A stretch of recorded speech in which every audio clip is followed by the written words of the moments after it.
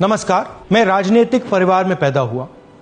जब मैं छोटा सा था 1980 में प्रियंका और मैं घर में लेई बनाते थे, रात को निकलकर पोस्टर चिपकाते थे। चुनाव समझता हूं। 20 साल से मैं स्वयं चुनाव लड़ रहा हूं। पोलिंग कैसे होती है, पोलिंग बूथ कैसे मैनेज किया जाता है, वोटर लिस्ट, फॉर्म 17, ये सब मैं गहराई से समझता हूं। कुछ समय पहले हमें दाल में काला लगा। चुनाव के नतीजे आते थे, मूड एक तरीके का होता था, रिजल्ट दूसरे तरीके का। मुझे याद है उत्तराखंड में हम चुनाव हारे।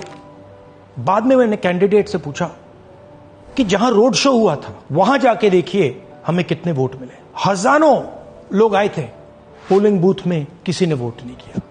यह असंभव था, यह हो ही नहीं सकता। उसके बाद छत्तीसगढ़ और मध्य प्रदेश के रिजल्ट, हमें लगा कुछ ना कुछ गलत हो रहा है। 2018 में मध्य प्रदेश में चुनाव होता है, हम जीतते हैं। हमारी सरकार चोरी हुई थी।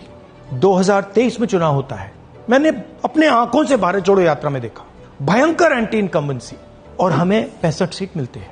इम्पॉसिबल, हो ही नहीं सकता। और फिर महाराष्ट्र में पहली बार हमें सबूत मिला।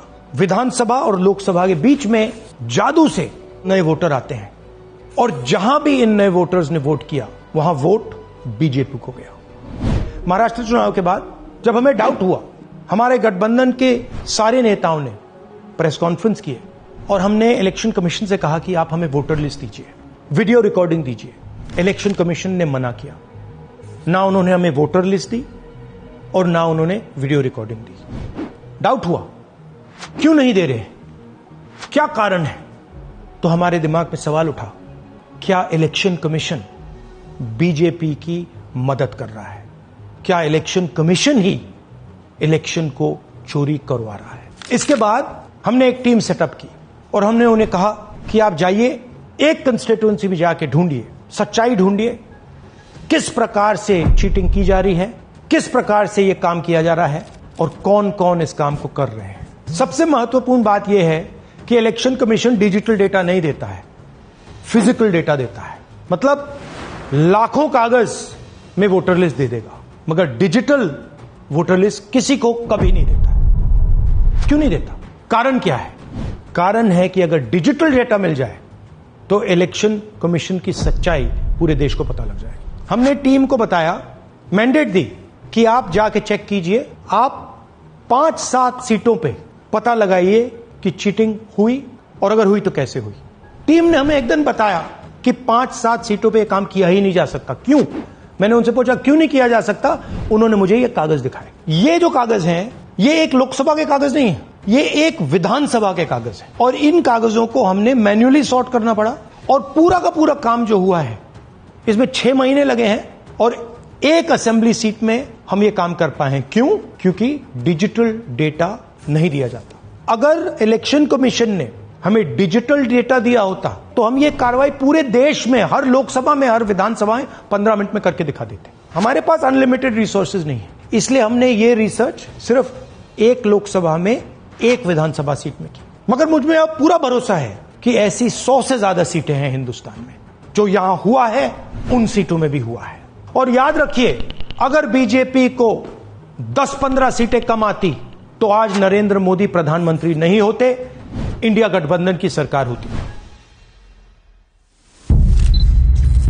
जांच ने 5 तरीके की चोरी पकड़ी है। डुप्लीकेट वोटर, जिसका मतलब एक वोटर के नाम वोटर लिस्ट में अनेक जगह आ रहे हैं। फेक एड्रेस, मतलब एड्रेस है ही नहीं, या फिर house number 0। Bulk voter in single address, मतलब एक छोटे से घर में 40, 50, 60 लोग रह रहे हैं। इनवैलिड फोटोज, छोटी सी फोटो है या फिर फोटो ही नहीं है, और वो जो छोटी फोटो है वो दिखती भी नहीं है। कौन है, किसका चेहरा है, नहीं पता लग सकता।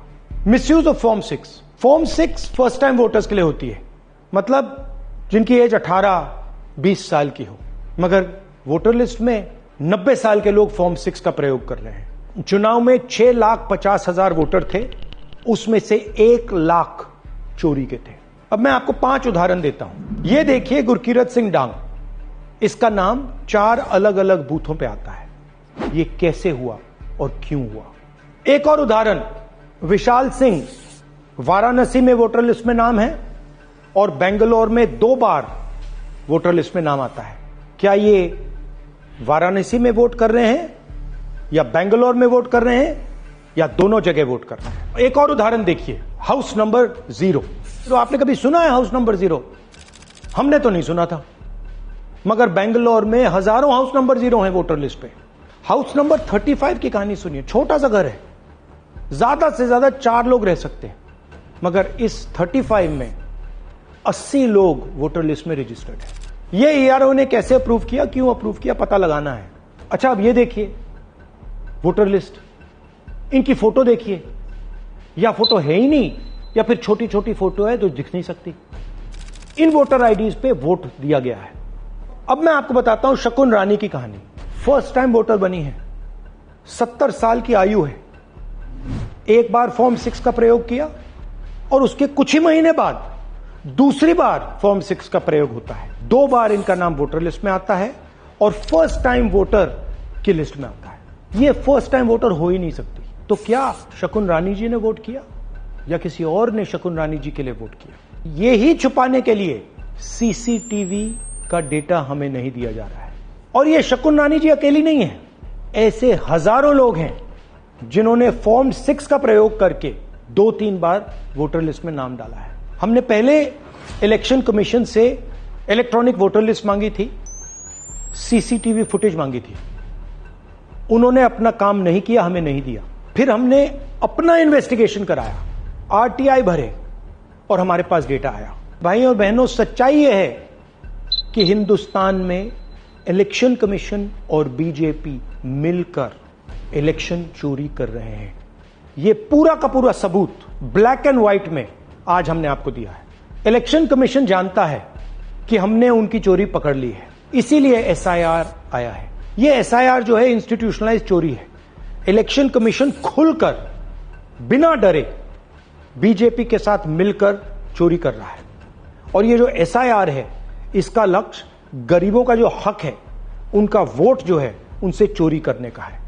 मैं आपको एक और बात बताना चाहता हूं। इस पूरी इन्वेस्टिगेशन में हमने वोटर एडिशन को देखा है, मगर जितना एडिशन होता है शायद उससे ज्यादा डिलीशन होता है, सबट्रैक्शन होता है।